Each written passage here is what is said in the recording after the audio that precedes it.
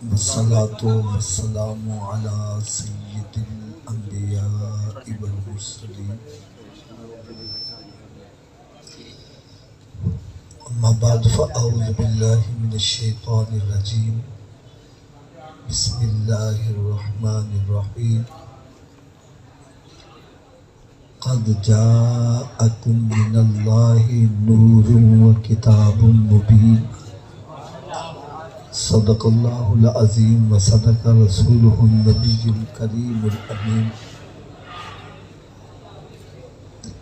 یہ پیچھے بچے جو آپس میں گفتگو میں لگے ہیں، اگر ان کا گفتگو کرنا زیادہ ضروری ہے تو یہ مائک پر تشریف لے آئیں، میں خاموش ہو جاتا ہوں۔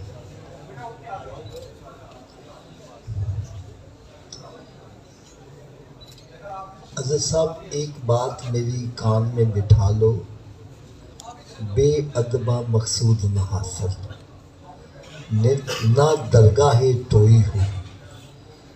انسان کو جو بھی کچھ ملتا ہے، کوئی مرتبہ ملتا ہے، مقام ملتا ہے، ادب سے ہی ملتا ہے، اور بے ادبی کر کے شیطان ہی بنا ہے، کوئی مقام حاصل نہیں کر سکا۔ اس لیے یہ میرے آقا صلی اللہ علیہ وسلم کے میلاد کی محفل ہے، اس کا ادب و احترام کرتے ہیں۔ ہم یہاں پر آئے ہیں کچھ حاصل کرنے کے لیے، ایسا نہ ہو حاصل کرنے کی بجائے اگلی بات بھی گنوا کے جائیں۔ اس لیے بڑی توجہ سے، بڑے غور سے اور دل کے کانوں سے چند باتیں سننے والی ہیں۔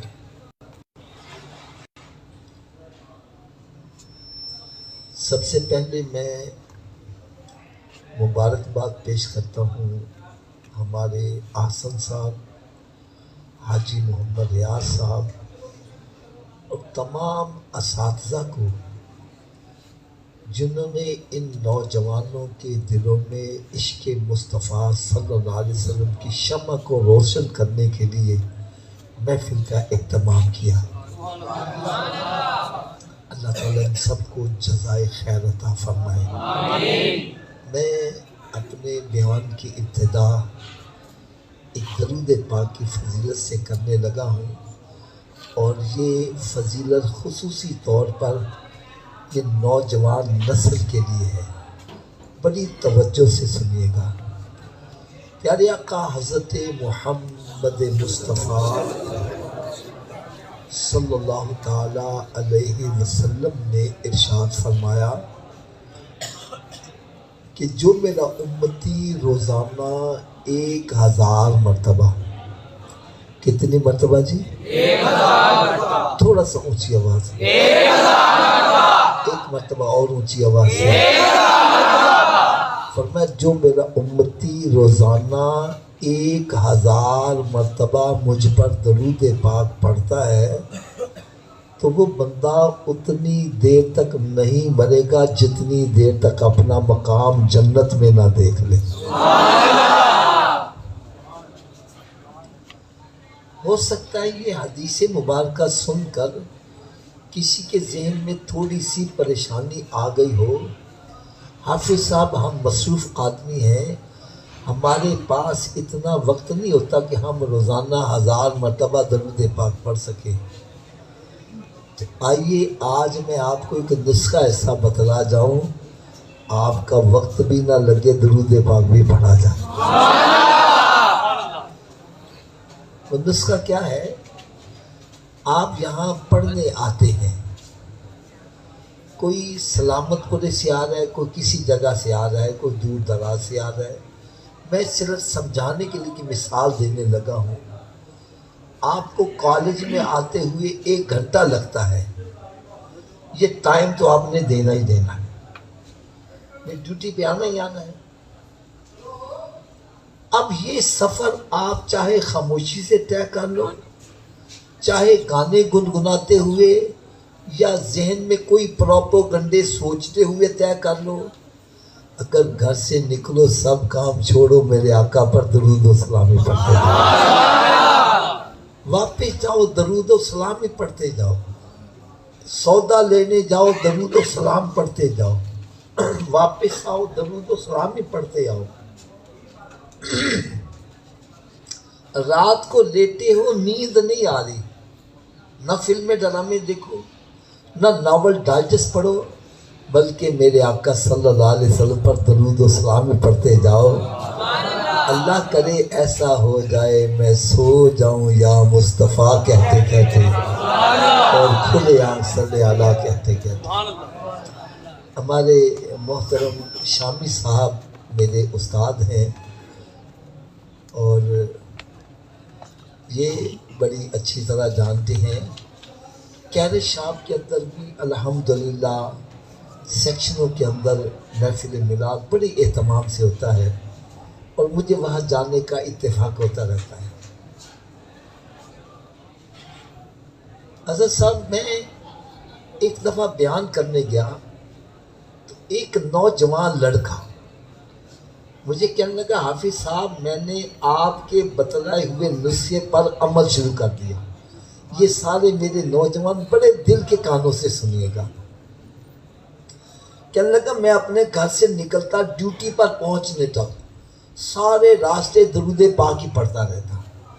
پھر کہنے لگا بیسیکلی میں کارپینٹر ہوں، کہنے لگا ہاتھ سے میں کام کرتا رہتا، زبان سے درود پاک ہی پڑھتا رہتا۔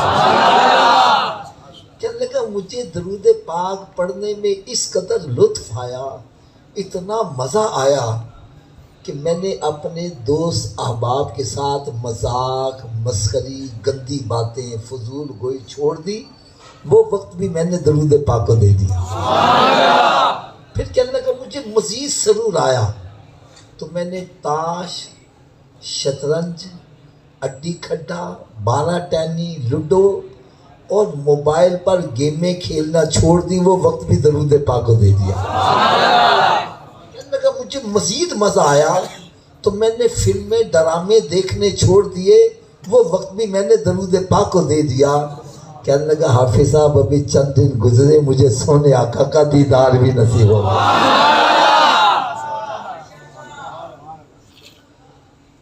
تو اگر ہم بھی اس پر عمل کریں تو اللہ تعالی ہمارے اوپر بھی کرم نوازی فرما سکتا ہے۔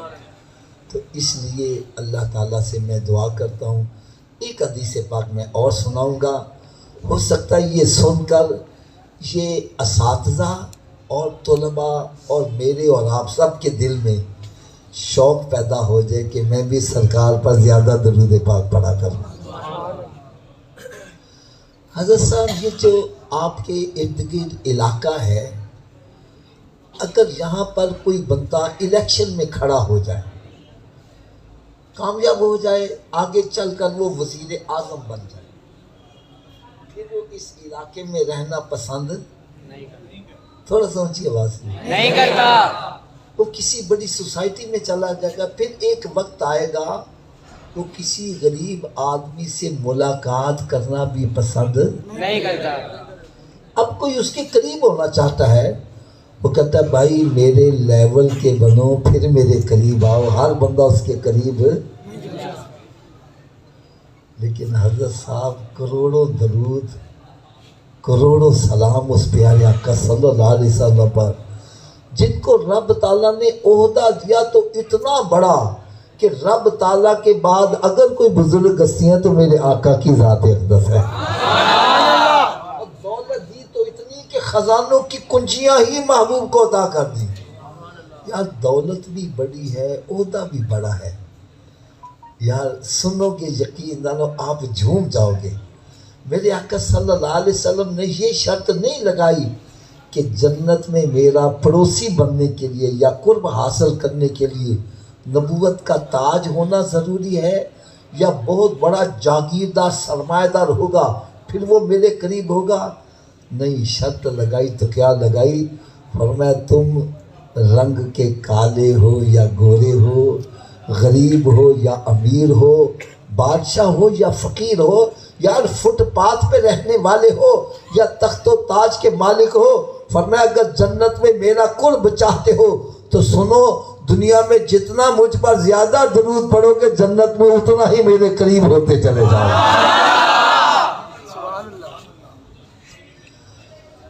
اللہ تعالیٰ سے میں دعا کرتا ہوں اللہ تعالیٰ ہم سب کو بھی کثرت کے ساتھ درود و سلام پڑھنے کی توفیق عطا فرمائے۔ میں اپنے تمام طلباء کی خدمت میں ادب سے عرض کروں گا کہ یہ بھی فضول گوئی کی بجائے اپنا وقت کو ضائع کرنے کے بجائے میرے آقا صلی اللہ علیہ وسلم پر درود و سلام پڑھتے رہا کرے۔ یقیناً اس کی برکتیں بہت زیادہ ہیں، بہت زیادہ ہیں۔ بہرحال اللہ تعالی ہم سب کو کثرت کے ساتھ درود و سلام پڑھنے کی توفیق عطا فرمائے۔ صلو علی الحبیب صلی اللہ تعالی محمد صلی اللہ تعالی علیہ وسلم۔ آج جو میں ایک پیغام دینے لگا ہوں، یار سبھی کے لیے یہ پیغام بڑا امپورٹنٹ ہے، بہت ہی اہم ہے۔ یہ جو انسان ہے نا، انسان دو چیزوں کا مجموعہ ہے۔ یہ انسان دو چیزوں کا مجموعہ ہے۔ ایک تو انسان کی باڈی ہے جو ہمیں نظر آتی ہے، اور دوسرا انسان کے اندر روح ہے۔ کیا ہے؟ باڈی نظر آتی ہے لیکن روح نظر نہیں آتی۔ اونچی بولو، نہیں آتی۔ بغیر دیکھے ایمان کیوں ہے؟ کہ بدن کے اندر جو حرکت ہے وہ روح کی وجہ سے۔ جب انسان کے بدن سے روح نکل جاتی ہے، ہاتھ ویسے کا ویسے ہی ہے، پاؤں ویسے کا ویسے، اب حرکت نہیں کر رہا، یار یہ حرکت کیوں نہیں کر رہا؟ جواب ملے گا اس کے اندر سے روح نکل گئی ہے۔ کیا نکل گئی ہے؟ جس طرح بن دیکھے روح پر ایمان ہے، اسی طرح ہم بن دیکھے رب تعالیٰ پر بھی ایمان رکھتے ہیں۔ اس کائنات کے اندر جتنی بھی حرکت ہے سب رب تعالیٰ کی وجہ سے ہے۔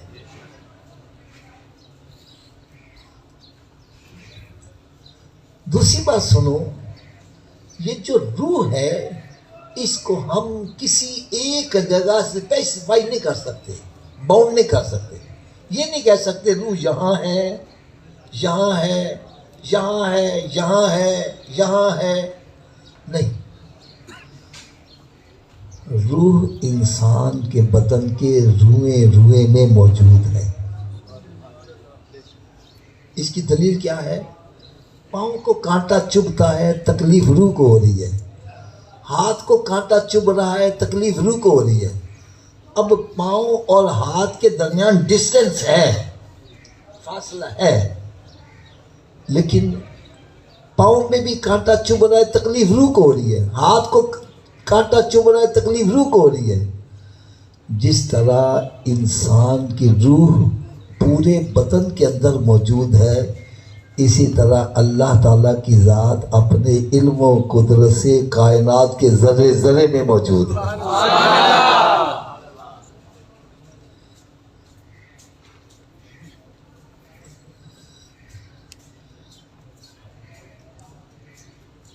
ایک نعرہ آپ نے سنا ہوگا کہ مانگ رہا ہے ہر انسان روٹی، کپڑا اور مکان۔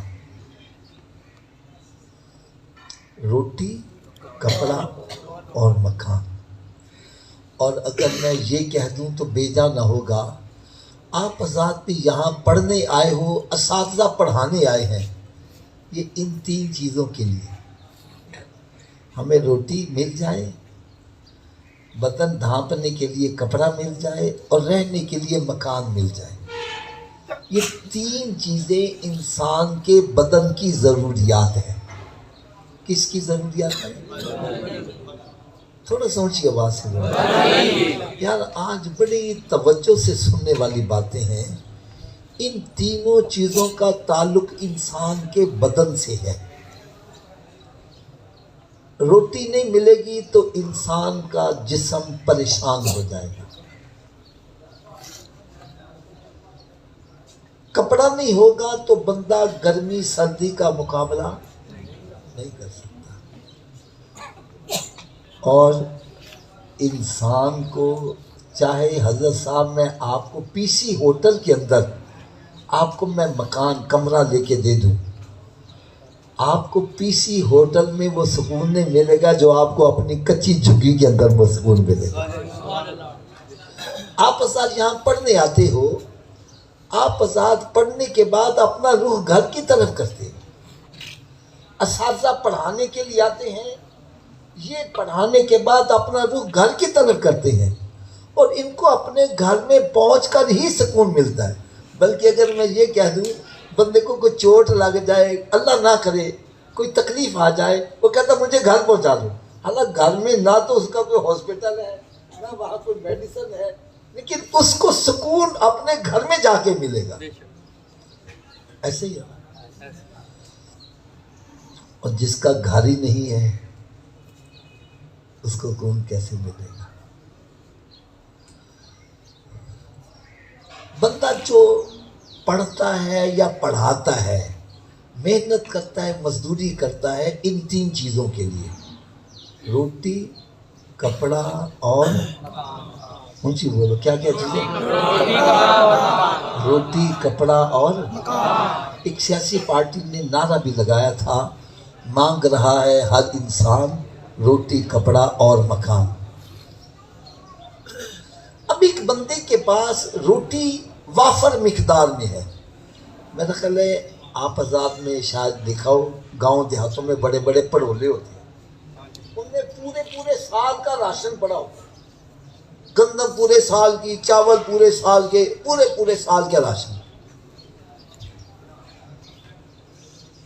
روٹی پورے سال کی موجود ہے، کپڑے کے ٹرنک بھرے ہوئے ہیں، الماریاں بھری ہوئی ہیں، اور مکان کئی مرلوں میں، کئی کنالوں میں موجود ہے، یا ایک بندے کے کئی مکان ہیں۔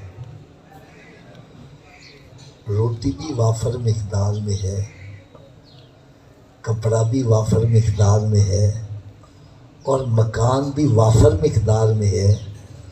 اب بندے کو سکون آ جانا چاہیے، لیکن کیا سکون آ جاتا ہے؟ تھوڑا سا اونچی آواز سے بولے۔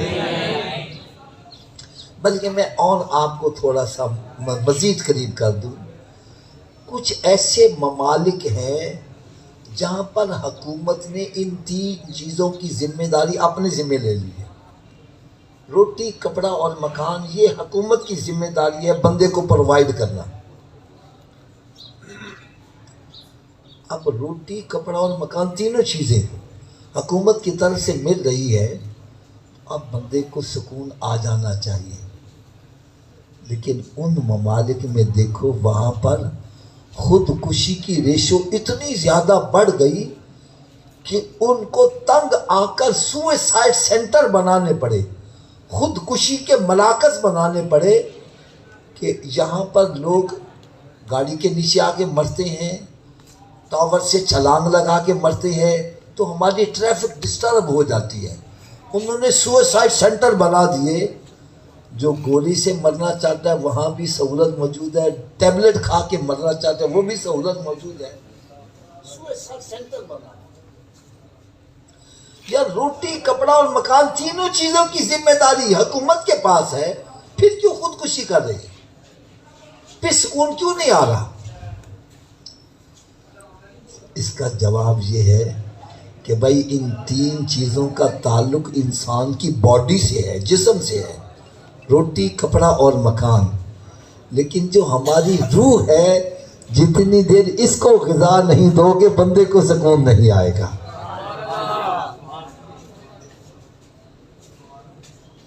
اور روح کی غذا کیا ہے؟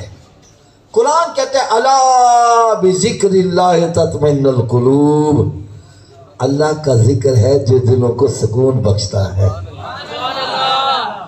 حضرت صاحب آپ دیکھیں ایک بندہ بڑا اپسٹ ہے، بڑا پریشان ہے، مسجد میں جاتا ہے، وضو کر کے نماز پڑھتا ہے، نہ اس کے پیٹ میں کچھ گیا ہے نہ نکلا ہے، دل کو سکون آ گیا ہے، چہرے پہ نور آ گیا۔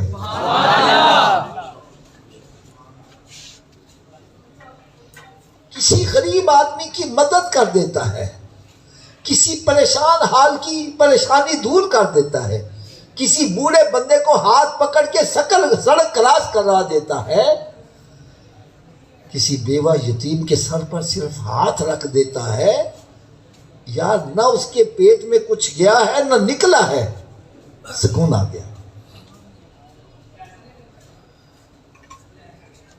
میں یقین جانو ایک بات دکھ سے کہنے لگا ہوں، آج ہمارے 24 گھنٹے اسی فکر میں لگے ہیں میرے جسم کی ضروریات پوری ہو جائیں، اور روح کی غذا کے لیے ہم کوئی کوشش نہیں کرتے۔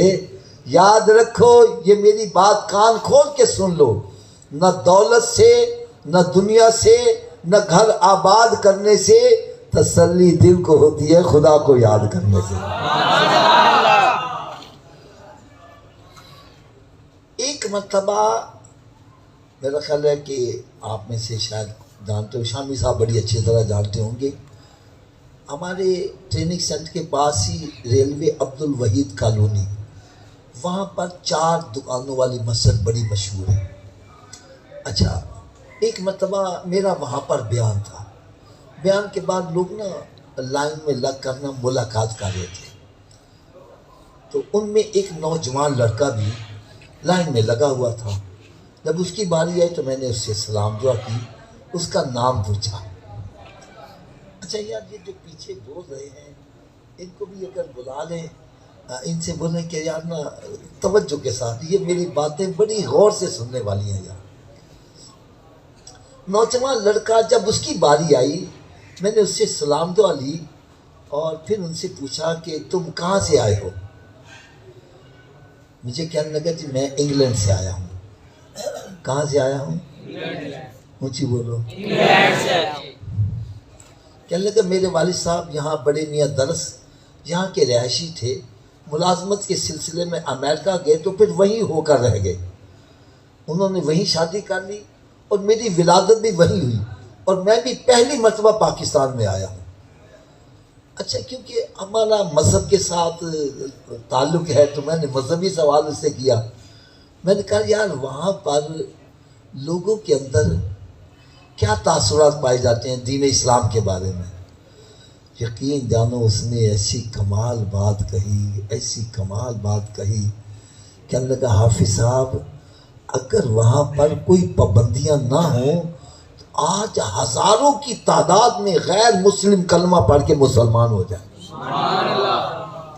پابندی سے کیا مراد ہے؟ یار ہم تو اللہ کا شکر ادا کرتے ہیں ہم پیدا ہی مسلمان کے گھر میں، ورنہ حضرت صاحب جو غیر مسلموں کے گھر میں ہوتا ہے وہ اسلام کی حقانیت کو سمجھتا ہے، لیکن سمجھتا ہے میں نے اسلام قبول کیا تو بھائی بہن چھوڑنے پڑیں گے، رشتہ دار جائیداد سے محروم ہونا پڑے گا، اور اس کے سامنے بڑی رکاوٹیں آتی ہیں۔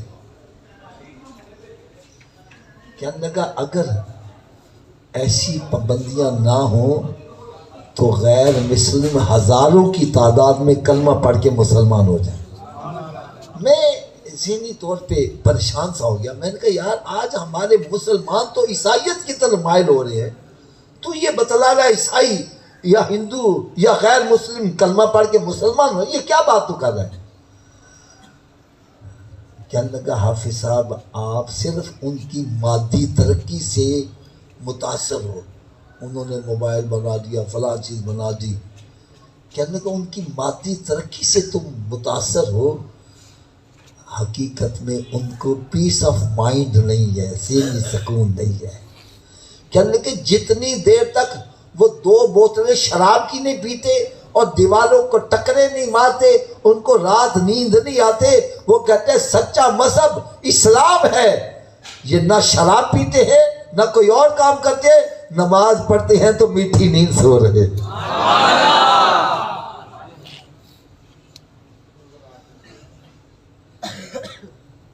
ایک اور میں آپ کو واقعہ سناؤں، یا نہ سنو گے آپ کی طبیعت خوش ہو جائے گا۔ حضرت صاحب میرے پاس ایک عیسائی پادری آیا، سیالکوٹ کا رہنے والا، الحمدللہ کلمہ پڑھ کے مسلمان ہو گیا۔ میں نے اس سے پوچھا کہ یار تجھے اسلام کی کون سی چیز اچھی لگی، تو نے عیسائیت کو چھوڑا اسلام قبول کیا؟ یار اس نے ایسا کمال جواب دیا، اس کی حلاوت آج تک میرے سینے میں موجود ہے۔ مجھے کہنے لگا حافظ صاحب میں نے دنیا کے مختلف مذاہب کو اسٹڈی کیا ہے، لیکن پوری دنیا میں مجھے صرف اسلام ایک ایسا مذہب نظر آیا ہے جو روزانہ 5 مرتبہ رب تعالیٰ سے ملاقات کرواتا ہے۔ کسی اور مذہب کے اندر ایسا ریپڈ رابطہ نہیں ہے، کہیں 8 دن کے بعد بلایا جا رہا ہے، کہیں مہینے کے بعد، کہیں سال کے بعد۔ پوری دنیا کے اندر صرف ایک واحد مذہب ہے اور وہ اسلام ہے جو روزانہ 5 مرتبہ رب تعالیٰ سے ملاقات کرواتا ہے۔ اس لیے میں نے عیسائیت کو چھوڑا، اسلام قبول کیا۔ مجھے حضرت صاحب اس پر خوشی بھی بڑی ہوئی اور دکھ بھی بڑا ہوا۔ خوشی اس بات پر کہ ایک غیر مسلم نماز کو دیکھ کے مسلمان ہو رہا ہے، اور دکھ اس بات پر کہ مسلمان ہو کر نماز نہیں پڑھتا، مسلمان ہو کر نماز نہیں پڑھتا۔ یار اگر میں آپ سے یہاں انسٹیٹیوٹ میں اگر اعلان کر دوں کہ میرے صدر پاکستان کے ساتھ رابطے ہیں، جو آپ میں سے ملاقات کرنا چاہتا ہے 1 ہفتے کے بعد میرے گھر آ جانا، ہو سکتا ہے آپ میں سے کئی دیوانے 8 دن پہلے جا کے ڈیرا لگا لیں کہ کہیں موقع ہاتھ سے نکلنا چاہے، میں صدر پاکستان سے ملاقات کر لوں۔ یار میں صدر سے ملاقات کروانے کا کہوں، آپ 8 دن پہلے آ کے بیٹھ جاؤ، اور سرکار دو عالم صلی اللہ علیہ وسلم فرما رہے ہیں میرے غلاموں اور میں تمہاری رب العالمین سے ملاقات کرا دوں، ہم کہتے ہیں ہمارے پاس وقت نہیں۔ نماز مومن کی معراج ہے، اور معراج میں ملاقات ہے۔ بندہ اللہ تعالیٰ سے ہم کلام ہوتا ہے، اللہ تعالیٰ سے ملاقات کرتا ہے، ہم اس کی طرف توجہ نہیں دیتے۔ تو یہ بات اپنے ذہن کے اندر نقش کر لو، روٹی کپڑا اور مکان یہ حاصل کرنے سے سکون نہیں ملے گا، سکون ملے گا تو اللہ تعالیٰ کی یاد کے اندر سکون ملے گا۔ جتنی دیر آپ کی روح تڑپ رہی ہے، جتنی اس کی پیاس نہیں بجھاؤ گے، جتنی دیر تک اس کو غذا نہیں مہیا کرو گے، سکون کبھی بھی نہیں مل سکتا۔ آپ کو تو یار اتنا اتفاق نہیں ہوتا، یقین جانو یہ اللہ تعالیٰ کا کرم ہے، ماں باپ کی دعائیں ہیں۔ حضرت صاحب میرے پاس اتنے امیر آدمی آتے ہیں، کروڑوں اربوں روپے کی چاہیے، اور رو رہے ہوتے ہیں۔ ابھی یہ چند دن پہلے میرے گھر میں کرنل آیا، ساتھ بیوی کو لے کر آیا، یار اس قدر پریشان، میں کہتا ہوں ڈیفنس میں 1 کنال کی کوٹھی، اور پھر جناب ان کی پینشن بھی بڑی بڑی ہوتی ہے، لیکن اس قدر پریشان کہ میں حیران ہو گیا کہ اتنی بڑی پریشانی بھی ہو سکتی ہے۔ بھائی روٹی کپڑے کے لیے آپ دوڑ لگا رہے ہو، یہ پڑھنے آتے ہو یہی اس کام کے لیے کہ ہمیں روٹی کپڑا مکان مل جائے، لیکن اسی کو فائنل نہ سمجھو، اسی کو کامیابی نہ سمجھو۔ کامیابی کس میں ہے؟ الا بذکر اللہ تطمئن القلوب۔ یہ اپنی روح کی غذا جتنی دیر اس کو مہیا نہیں کرو گے، آپ کو چین کبھی بھی نہیں آ سکتا، کبھی بھی نہیں آ سکتا۔ تو ایک تو میری آپ سب سے گزارش ہے کہ آپ حضرات یہاں پر پڑھنے آئے ہو، اللہ تعالیٰ آپ کو کامیابی اور کامرانی عطا فرمائے۔ آپ کو فکر ہوتا ہے ہم نے امتحان دینا ہے، تو اس فکر میں آپ امتحان کی تیاری کرتے ہو۔ اللہ تعالیٰ سب کو کامیابی اور کامرانی عطا فرمائے۔ لیکن یہ دنیا کا امتحان ایسا ہے، اگر بندہ فیل بھی ہو جائے دوبارہ چانس ہے، لیکن جو مرنے کے بعد امتحان شروع ہونے والا اس میں کوئی چانس ہے؟ اس کے لیے تیاری ضرور کرنی ہے، اس کے لیے تیاری کرنی ہے آخرت کے لیے۔ وہ امتحان ایسا ہے جس میں کوئی سپلی وغیرہ نہیں ہے، اس میں کوئی ری اپیئر ہونے کا چانس نہیں ہے بھئی. جن کو ہم اپنے ہاتھوں سے دفن کر کے آج تک کتنے واپس آئے ہیں؟ تو ہم بھی مر گئے تو پھر واپس اس امتحان کی تیاری کے لیے ہر وقت تیار رہنا ہے. یہ دنیا کے امتحان کے لیے آپ کو ایک ٹائم پیریڈ دیا جائے گا، لیکن آخرت کے امتحان کے لیے کوئی ٹائم نہیں ہے. اس کے لیے آپ کو ہر وقت ہی تیار رہنا ہے. میں ایک چھوٹی سی اس کے لیے مثال عرض کر دوں، ہو سکتا ہے یہ مثال ذہن میں چوٹ کر جائے. میں آج یہاں پر اعلان کر دوں کہ بھئی آپ سارے تیار ہو جاؤ، ہم نے کراچی جانا ہے، کراچی جانا ہے، سفر کرنا ہے. تو آپ میں سے کچھ ایسے بندے ہوں گے جو جا کے گھر میں بریف کیس وغیرہ تیار کر لو، ایک دو جوڑ کپڑے، کھانے پینے کی چیزیں، زاد رات سب کچھ اکٹھا کر کے تیار کر لو گے. پتہ نہیں کب حافظ صاحب آواز دے دے تو ہمیں جانے میں پریشانی نہ ہو. کچھ ایسے بھی ہوں گے وہ کہیں گے یار حافظ صاحب نے کیا ہی ہے نا جانا ہے، وہ کر لیں گے تیاری، بڑا وقت بڑا ہے. وہ کوئی تیاری نہیں کرتے. اب گاڑی آ جاتی ہے، چلو جی بیٹھو.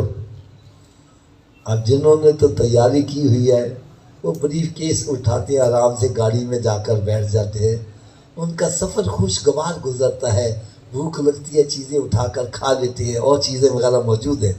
اور جنہوں نے تیاری نہیں کی اب ان کا منہ تک رہے، اب ان کو بھوک لگی ہے، کھانے کے لیے کچھ نہیں، پینے کے لیے کچھ نہیں ہے. بس ذہن میں رکھو سرکار نے فرمایا، قرآن مجید میں رب نے فرمایا کل نفس، ہر ایک نفس کو موت کا ذائقہ چکھنا ہے. موت کا ذائقہ جب چکھنا ہے تو پھر امتحان شروع ہے. ٹھیک ہے، اور موت کا پتہ نہیں کب آ جائے. تو اس لیے آپ نے آخرت کی تیاری ہر وقت کر کے رکھنی ہے. یہ نہ سمجھنا میں امتحان دے کے بعد میں نمازیں شروع کروں گا، اور بھائی بعد میں پتہ نہیں موقع بھی ملتا ہے کہ نہیں ملتا. میں ملازم ہو جاؤں گا تو پھر تیاری شروع کروں گا. یہ دنیا کے جھمیلے ختم نہیں ہوں گے. ایک بندے سے میں نے کہا یار تو نماز پڑھیا کر. مجھے کہتا ہے حافظ صاحب ذرا میں امتحانات جو کامیاب ہوتا نا پھر میں سکونہ نمازیں ہی پڑھنی ہیں. امتحان میں کامیاب ہو گیا، میں کہا یار ہوں نے نماز پڑھتا، اور حافظ جی ذرا ملازمت مل جاوے نا پھر میں سکونہ نماز پڑھا گا. ملازمت مل گئی، یار اب نہیں نماز پڑھتا، حافظ جی ذرا دعا کرو شادی ہو جاوے، تو پھر میں نماز ہی پڑھنی ہے. اچھا شادی بھی ہو گئی، یار وہ نماز نہیں پڑھنا، او حافظ جی کہا ذرا دعا کرو بچہ آ جاوے نا تو پھر سکونہ میں نماز ہی پڑھا گا. بچہ بھی مل گیا، یار اب نہیں نماز، اور یہ بچہ پیشاب کر دینا یہ بڑا ہوئے گا نا تو پھر بس میں نمازہ ہی پڑھا گا. اچھا وہ بچہ بڑا ہو گیا، یار ہوں نے نماز پڑھ، او جی دعا کرو بچے کا روزانہ امتحان پاسا ہو جائے نا پھر میں سکونہ نمازیں ہی پڑھنی نہیں. وہ بچہ امتحان پاس ہو، یار انہیں نماز، یار بچہ ذرا دعا کرو حافظ جی ملازم ہو جائے نا پھر میں سکونہ نماز ہی پڑھنی ہے. اچھا وہ پھر ملازم ہی ہو گیا، یار ہوں نہیں میں نماز پڑھتا، اور جی دعا کرو تو بچے کی شادی ہو جائے نا پھر میں سکونہ نماز ہی پڑھنی ہے. بچے کی شادی ہو گئی، یار انہیں نماز پڑھتا، اور جی دعا کرو کہ بچہ آ جائے نا کھیلنے واسطے، آرے علاقے میں نمازیں ہی پڑھنی نے. اچھا وہ بچہ بھی ہو گیا، یار انہیں نماز پڑھتا، اور بچہ پھر پیشاب کر دیتا. یہ دنیا کے چکر ختم نہیں ہونے، یہ تے ایک مٹھی چکو تے دوجی تیار. اس واسطے ان چکراں چ نہ پو، اپنی آخرت وال توجہ دیو. اور ایک تن میں ایک گل کام دی دس چاہاں، جڑا بندہ دنیا دے پیچھے لگا رہتا نہ دنیا ہاتھ آندی ہے نہ دین ہاتھ آندا. اور جڑا دین نو پڑھ لیندا وے دنیا انہوں چونگے جی لگ جاندی. اگر نہیں سمجھ آ رہی یار دیکھو ساڈے کئی ایسے عزیز و اقربا باہر دے ملکاں چ گئے نے نوٹ کمان واسطے نا، دنیا پھر بھی ہاتھ نہیں آتی. تو داتا صاحب اپنا میں گھر بار چھوڑ کے لاہور تشریف لے آئے، کیوں جی نوٹاں واسطے آئے سی؟ بولو تو صحیح یار، تو کیا وہ بھوکے رہ گئے؟ آج کتنی دنیا پالتی پئی ہے. میں دیکھنا وا یار لنگر داتا صاحب کھا بھی رہے نے، نہ شاپر بھی پڑیا گھر والے واسطے بھی لیا دے نے، کیوں تو ویٹ بھی صدا آ رہی ہے کوئی دادا دا لنگر کھان والا.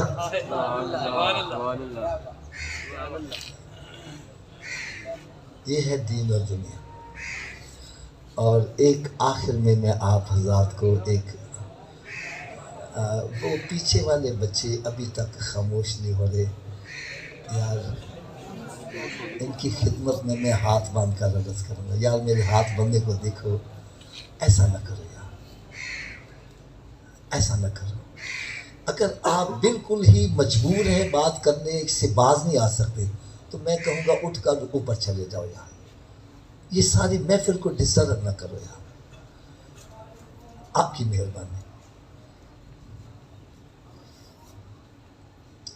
حضرت صاحب وہ کہتے ہیں 100 گلاں تے سرے تے گنڈ، آپ کو میں آج ایک کامیابی کی کنجی دے جاؤں، اس پر عمل کرو، لو مجھ سے لکھوا لو، آپ دنیا میں بھی کامیاب ہو جائے، آخرت میں بھی کامیاب ہو جائے۔ وہ کنجی کیا ہے؟ اپنے ماں باپ کا ادب و احترام کرو، ماں باپ سے دعائیں لو، اور ماں باپ میں کون شامل ہے؟ جس کے بطن سے آپ پیدا ہوئے صرف وہی نہیں ہے، میرے آقا صلی اللہ علیہ وسلم نے ارشاد فرمایا انسان کے 3 والدین ہیں۔ کتنے ہیں؟ 3 والدین۔ ایک وہ جس کے بطن سے پیدا ہوا ہے، نمبر 2 جو استاد ہے وہ بھی والدین کے زمرے میں آتا ہے، اور نمبر 3 جو آپ کو بیٹی دے رہا ہے، آپ کا سسر، وہ بھی والدین کے زمرے میں آتا ہے۔ میرے آقا صلی اللہ علیہ وسلم نے ارشاد فرمایا 3 افراد ایسے ہیں جن کی دعا رب تعالیٰ کبھی رد نہیں فرماتا، قبول فرما لیتا ہے۔ یہ 3 افراد کون کون سے ہیں؟ نمبر 1، ماں باپ کی دعا اولاد کے حق میں رد نہیں ہوتی، ماں باپ کی دعا اولاد کے حق میں رد نہیں ہوتی۔ نمبر 2، مظلوم کی بد دعا ظالم کے حق میں رد نہیں ہوتی۔ نمبر 3، مسافر کی دعا مقیم کے حق میں رد نہیں ہوتی۔ آپ نے دیکھا ہوگا یہ سڑکوں کے اوپر نا کولر لگا لیتے ہیں ٹھنڈے پانی کے، اچھا یہ جو پانی پینے والے وہاں پیسے ڈال کے جاتے ہیں؟ نہیں۔ پانی کیوں لگا رہے ہیں؟ کیا ان کو بجلی کا بل نہیں آتا؟ یہ کیوں لگا رہے ہیں؟ اس لیے لگا رہے ہیں کہ مسافر پانی پیے گا، اس کے دل سے دعا نکل گئی، ہماری آخرت سنتی چلی جائے گی۔ یہ کولر لگائے جاتے ہیں دعائیں لینے کے لیے۔ اور دوسری بات، کسی پر ظلم و ستم نہ کرو، کسی پر ظلم نہ کرو۔ آپ کے پاس طاقت ہے، آپ کمزور آدمی کو مار دے، ٹھاپ مار گیا، تھپڑ مار گیا، یہ کر گیا، وہ کر گیا۔ حضرت صاحب میں FSC میں پڑھتا تھا، گورنمنٹ کالج باغبان پورے میں، یہ 1973 کی بات ہے۔ BSc میں نے کی گورنمنٹ کالج لاہور سے، یہ 75 میں۔ اچھا ہمارے ایک کتاب ہوتی تھی چمن زار غزل، اس میں جو مختلف شعراء ہیں ان کے کلام ہوتے تھے، میر تقی میر ہو گیا، میر درد ہو گیا، سودا ہو گیا، مرزا غالب ہو گیا، اور آخر میں بہادر شاہ ظفر کا کلام بھی ہوتا ہے، بہادر شاہ ظفر کا۔ یار اس کا ایک شعر مجھے آج تک یاد ہے، اس نے لکھا ظفر آدمی اس کو نہ جانیے، ظفر آدمی اس کو نہ جانیے، چاہے ہو وہ کیسا ہی فہم و ذکا، جسے عیش میں یاد خدا نہ رہی، جسے تیش میں خوف خدا نہ رہا۔ کہ آپ کے پاس طاقت ہے، تیش میں آ کر ظلم کر لیا، اور یہ بھول ہی گئے مجھ سے بھی بڑی طاقت کو موجود ہے۔ ان بطش ربک لشدید، جس کی گرفت اتنی سخت ہے کہ اس کی گرفت میں آ جائیں تو نمرود بھی کچھ نہیں کر سکتا، فرعون بھی کچھ نہیں کر سکتا، حامان بھی کچھ نہیں کر سکتا، نہ ان کی دولت ان کو بچا سکی، نہ ان کی فوج بچا سکی۔ اس لیے کسی کے اوپر ظلم نہ کرو یار۔ حدیث پاک میں نا مظلوم کے دل سے جو آہ نکلتی ہے اللہ تعالیٰ کے عرش کو ہلا کے رکھ دیتی ہے۔ رب تعالیٰ فرمایا جب مجھے بھی اپنی عزت و جلال کی قسم ہے میں اس بندے کو دنیا سے نہیں اٹھاؤں گا جتنے دنیا میں رسوانی اس کو کروں گا. یار یہ بڑے بڑے بدماش آج نوجوان گریبان کھول کے گلے میں جناب اپنا لاکٹ ڈال کے تو کڑے ڈال کے تو جناب بڑے فخر سے چلتے ہیں. یار کبھی یہ بدماشوں کا انجام دیکھا ہے؟ کتے کی موت اچھی ہوتی ہے، ان کی موت اس سے بھی بدتر ہوتی ہے. لاشیں ان کی پڑی ہوتی ہیں سڑکوں کے اوپر اور کوئی ان کے قریب نہیں پھٹکتا. یار تم بدماش بننا چاہتے ہو، بدماش کا انجام تو دیکھو کیا ہوتا ہے. اور اللہ کے ولیوں کا انجام کیا ہے؟ یہ انتقال کا یہ چہرہ ایسے لگتا ہے جیسے ابھی سویا ہوا اٹھ کے بیٹھ جائے گا. ولی بننے کی کوشش کرو، نیک بننے کی کوشش کرو. میں ایک بات کڑوی کہنے لگا ہوں. میں نے دیکھا کہ نوجوان لڑکے آدھا سر منڈوا کے آدھے بال رکھ رہے ہیں، کوئی کچھ کر رہا ہے، کوئی لمبے بال کو کیسے. میں کہ یار جی کیا کر رہے ہیں؟ وہ جی ہم زمانے کے مطابق چل رہے ہیں، جیسا زمانہ چلتا ہے ہم اس کے مطابق چل رہے ہیں، فیشن کر رہے ہیں.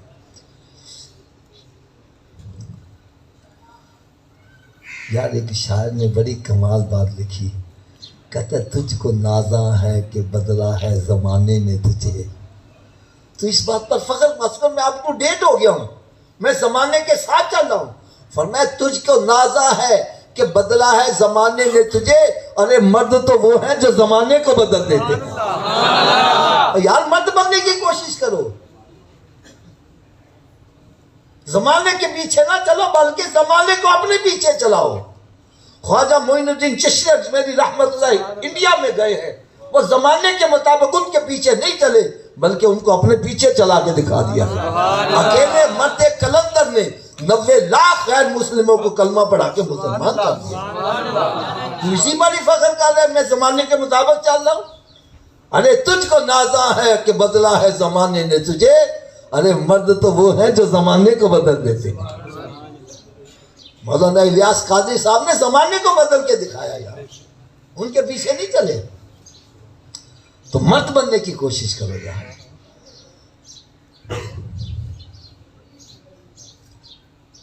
آرا سن مڈوا کے لوگ تانے دے رہے ہیں لیکن پھر بھی برداشت کر رہے ہیں، لیکن سرکار کی سنت چہرے پہ سجانے کے لیے تیار نہیں ہو رہے، نیکی کے لیے تیار نہیں ہو رہے. لوگ کیا کہیں گے؟ بھائی آدھا سر مڈا رہے پھر لوگ تجھے اچھا کہہ رہے تھے. یاد رکھو یہ فیشن کرو گے لوگ تانے دیں گے، آپ کو کوئی اجر نہیں ملے گا. اور سرکار کی سنت سجاؤ گے، ایک سنت سجاؤ گے 100 شہیدوں کا ثواب بھی ملتا چلا.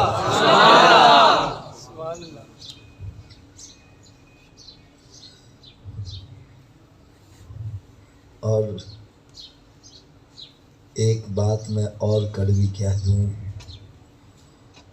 ماں باپ کی دعا اولاد کے حق میں رد نہیں ہوتی تو ماں باپ کی بد دعا بھی رد نہیں ہوتی. خدا را اپنے اساتذہ اپنے ماں باپ سے دعائیں لے لو، یقین جانو دعائیں لے لو کہ یار آپ کی دنیا بھی سمجھ جائے گی آخرت بھی سمجھ جائے. آپ کو میں ایک واقعہ سناتا ہوں.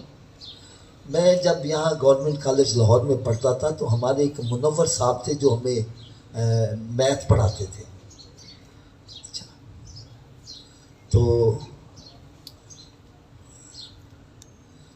ایک ہماری کلاس میں لڑکا تھا یار بڑا ہی اساتذہ کا ادب و احترام کرتا تھا لیکن ذہنی طور پر کمزور تھا. بعض ایسے بچے ہوتے ہیں کہ ان کو ایک مرتبہ سبق سکھا دو ان کو یاد ہو جاتا ہے اور بعض کو ساری رات بھی لگے رہے وہ بیچارہ ذہن میں آتا ہی نہیں ہے. وہ ذہنی طور پر قدرتی طور پہ کمزور ہوتے ہیں، ہے نا ایسے بندے. ذہنی طور پر وہ کمزور تھا لیکن اساتذہ کا ادب و احترام بڑا کرتا تھا. حضرت صاحب جیسے ہی استاد نے ان وقتوں میں نا ہمارے ڈسٹر ہوتا تھا اور چاک ہوتے تھے اور رجسٹر جس پر حاضری لگتی تھی. اچھا جیسے ہی استاد نے اندر داخل ہونا نا اس نے بھاگ کے رجسٹر بھی پکڑ لینا دستر بھی پکڑ لینا، چاک بھی پکڑ، اور ادھر رکھ کے اور وہ بلیک بورڈ سارا صاف کر کے اور پھر چاک ساتھ رکھ کے تو جناب پھر جا کے بیٹھ جانا۔ بڑا ادب و احترام کرتا تھا، بڑا ادب، بڑی رسپیکٹ کرتا تھا۔ ایف ایس سی میں اس نے امتحان دیا تو نمبر تھوڑے آئے، یوں سمجھو 3rd ڈویژن میں کامیاب ہوا۔ اور آپ جانتے ہیں کہ میڈیکل کالج کے اندر تو میرٹ بہت زیادہ ہائی ہوتا ہے۔ تو وہ لڑکا ملنے آیا نا استاد سے، تو استاد نے پوچھا یار کتنے نمبر آئے نے؟ اور استاد جی بس پاس ہو گیا ہوں، نمبر بڑے تھوڑے آئے نے۔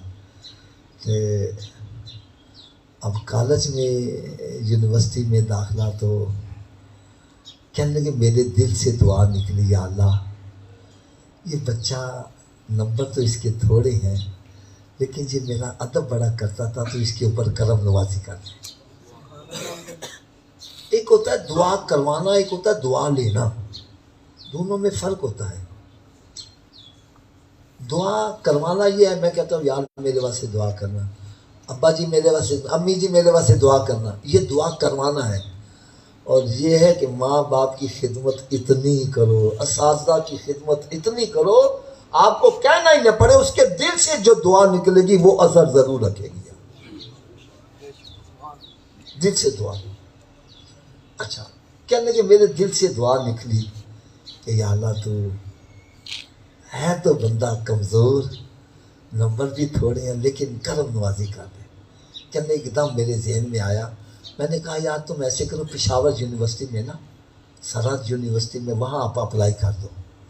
اور آپ حضرات میں سے شاید کسی کے ذہن میں ہے کہ نہیں ہے، یہ جو صوبے ہوتے ہیں نا ان کا کوٹا ایک علیحدہ ہوتا ہے، ان کا میرٹ علیحدہ بنتا ہے، اور جو علاقے والے ان کا میرٹ علیحدہ بنتا ہے۔ مثلا یہاں پنجاب کے اندر ان کا میرٹ علیحدہ ہوگا، اور یہاں جو کوٹا ہوگا نا سندھ والوں کا، سرحد والوں کا، بلوچستان والوں کا، ان کا میرٹ علیحدہ بنتا ہے۔ تو ان دنوں میں نا پشاور کے حالات کچھ اچھے نہیں تھے، تو اس بچے نے وہاں جا کے اپلائی کیا، تو وہاں اگر 4 لڑکوں کی میرا مطلب کوٹا تھا تو اپلائی ہی 3 نے کیا، تینوں کو سلیکٹ کر لیا گیا۔ یہ ہے دعا کا۔ اور اگر مجھ سے کوئی سچی بات پوچھے، آج میں جو یہاں بیٹھ کر بیان کر رہا ہوں یہ ماں کی دعا کا صدقہ ہے۔ ورنہ میں آپ کو بتلاتا ہوں، میں نے بی ایس سی کی گورنمنٹ کالج لاہور سے، یہ پاکستان کا سب سے بڑا کالج ہے، تو وہاں میں جاتا تھا تو جناب اپنا وہ پینٹ شرٹ اور جناب 3 پیس اور ٹائی لگانا، تو جو بھی بہرحال میری والدہ ماشاء دادا صاحب جاتی تھی نا تو دعا کرتے تھی، اللہ میرا بیٹا بھی کب ایسے مولوی کی طرح بیان کرے گا۔ تو عورتیں کہتی تھی اے مائی پاگل ہو گئی ہے، کالج میں پڑھتا نا بلا بیان کر سکتے۔ لیکن یقین جانو میں خدا کی قسم کھا کے کہتا ہوں، آج بڑے بڑے مفتی بیٹھے میرا بیان سن رہے ہوتے ہیں، پوری دنیا کے اندر واٹس ایپ کے اوپر، یوٹیوب پر اور جناب اپنا فیس بک پر پوری دنیا پہ لوگ میرے بیان سن رہے ہیں، اور اس طرح کے تاثر آ رہے ہیں۔ کوئی امریکہ سے فون آتے ہیں حافظ صاحب آپ کا بیان سن کے ہم نے شراب پینا چھوڑ دی ہے، کوئی بیان آتا ہے ہم نے زنا کرنا چھوڑ دیا، کہیں سے بیان آتے ہیں ہم نمازی بن گئے، ایک بندہ کر لے گا جی آپ کا بیان سن کے میں نے حرام کھانا چھوڑ دیا۔ یہ ہے اصل کمائی، یہ میرا کمال نہیں ہے، یہ ماں باپ کی دعا کا صدقہ ہے۔ میں آپ سے ریکویسٹ کروں گا یار، آپ اپنے اساتذہ سے، اپنے والدین سے دعائیں لو، ان کا ادب و احترام کرو۔ یقین جانو دنیا میں بھی کبھی مار نہیں کھاؤ گے، آخرت میں بھی مار نہیں کھاؤ گے۔ اور جو ماں باپ سے دعائیں لینے کی بجائے بد دعائیں لیتے ہیں، میں ہاتھ باندھ کر عرض کروں گا ہر بچہ اپنے گریبان میں جھانک کر دیکھے، میں دعائیں لینے والوں کی لسٹ میں ہوں یا بد دعاؤں میں لینے کی لسٹ میں ہوں۔ ہمارے ایک حضرت صاحب عزیز تھے، ان کی ماں کے ساتھ بن نہیں آتی تھی، تو ماں نے اس کو اتنا کہہ دیا پترا جا تیری لکھاں تے چلے لیکن کدی تیری پوری نہ پوے۔ یقین جانو میں نے اپنی آنکھوں سے دیکھا، لاکھوں میں اس کی چل رہی ہے، پوری نہیں پڑ رہی۔ جب بندے کا انتقال ہوتا ہے بعد میں ورثہ کے لیے کوئی جائیداد چھوڑ کے جاتا ہے، وہ بیچارہ جائیداد میں ترکے میں قرضہ چھوڑ کے گیا، اولاد قرضہ اتار دی۔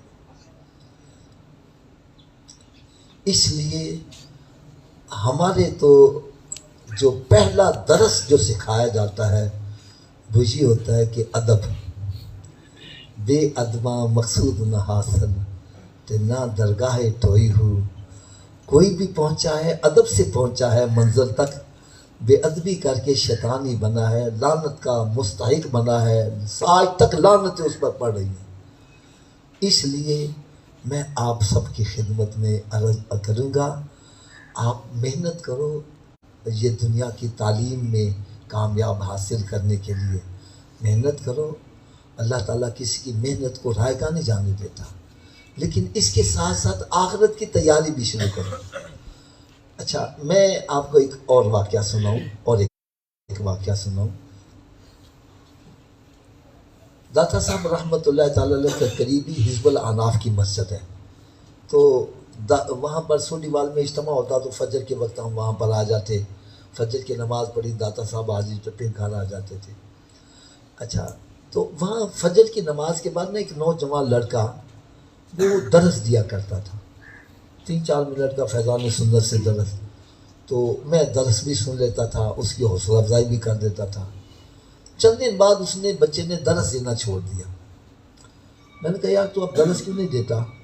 مجھے کہنے لگے میرے گھر والوں نے کہا ہے کہ تم پہلے نا امتحان دے لو، پاس ہو جاؤ گے پھر بعد میں تم اپنا جتنی مرضی دیر درس دیتا رہنا. تو میں جو درس کے لیے ٹائم دیتا ہوں وہ میں پڑھائی کے ٹائم دوں گا، تو امتحان دینے کے بعد پھر بات درس شروع کر دوں گا. میں خاموش ہوں، میں کہا چلو ٹھیک ہے. پھر یوں سمجھے کہ 1-2 مہینے کے بعد دوبارہ ملاقات ہوئی. میں نے کہا یار آج کل تیاری کیسی جا رہی ہے؟ کہنے لگے حافظ صاحب میرا تو بیڑا غرق ہو گیا. میں نے کہا یار تو جو درس دیتا تھا وہ ٹائم بھی آپ پڑھائی کو دے رہے ہو، تو اب تیرا بڑا غرق کیسے ہو گیا؟ کہنے لگا نہیں یہ میری سوچ غلط نکلی. کہنے لگا میں 5-10 منٹ کا درس دیتا تھا، اس کی برکت سے میں نے برے دوستوں سے یاری توڑ لی، میں فلمیں ڈرامے دیکھنے چھوڑ دیے، بے حیائی کے کام چھوڑ دیے، اور میں سارا وقت پڑھائی کی طرف دیتا تھا، اور جو میں پڑھتا تھا میرے ذہن میں نقش ہوتا چلا جاتا تھا. جب میں نے درس چھوڑ دیا اب فلمیں ڈرامے بھی دیکھتا ہوں. یار اپنی ایمانداری سے، آپ اسٹوڈنٹ ہیں سچی بات کرنا، ایک بچہ 3 گھنٹے بیٹھ کے فلمیں ڈرامے دیکھ رہا ہے، اس کے بعد کتاب کھول کے بیٹھے گا، آنکھوں کے آگے کیا آئے گا؟ اور اگر نماز پڑھ کے جا کے کتاب کھول کے بیٹھے گا پھر کیا چیز سامنے آئے گی؟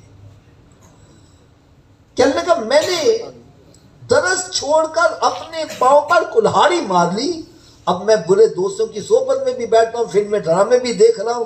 اب میں پڑھنے کی جو پہلے تیاری ہوئی تھی وہ بھی میری ختم ہوتی جا رہی ہے.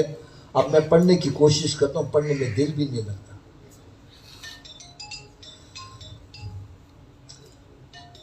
اور ایک نسخہ بھی آپ کو بتلا دوں، جو بچے کہتے ہیں یار ہم سے پڑھا نہیں جاتا، ہمیں یاد نہیں، حافظہ بڑا کمزور ہے، حافظہ تیز کرنے کا بھی نسخہ بتلا دوں. عصیان سے نسیان ہوتا ہے، جتنے گناہ کرو گے حافظہ اتنا کمزور ہوتا چلا جائے گا، اور جتنی نیکیاں کرو گے حافظہ اتنا تیز ہوتا چلا جائے گا. گناہوں سے بچو، نیک اعمال کرو، اپنے ماں باپ کی خدمت کرو، ان سے دعائیں لو، مجھ سے لکھوا لو.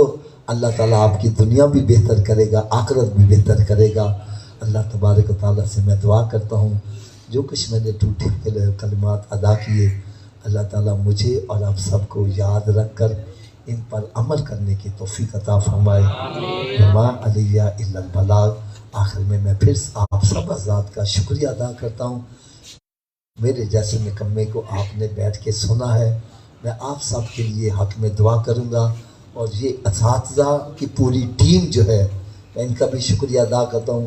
میرے جیسے نکمے کو انہوں نے موقع فراہم کیا کہ میں آپ جیسے نوجوانوں کے سامنے اپنا معافی ضمیر بیان کر کے جا رہا ہوں.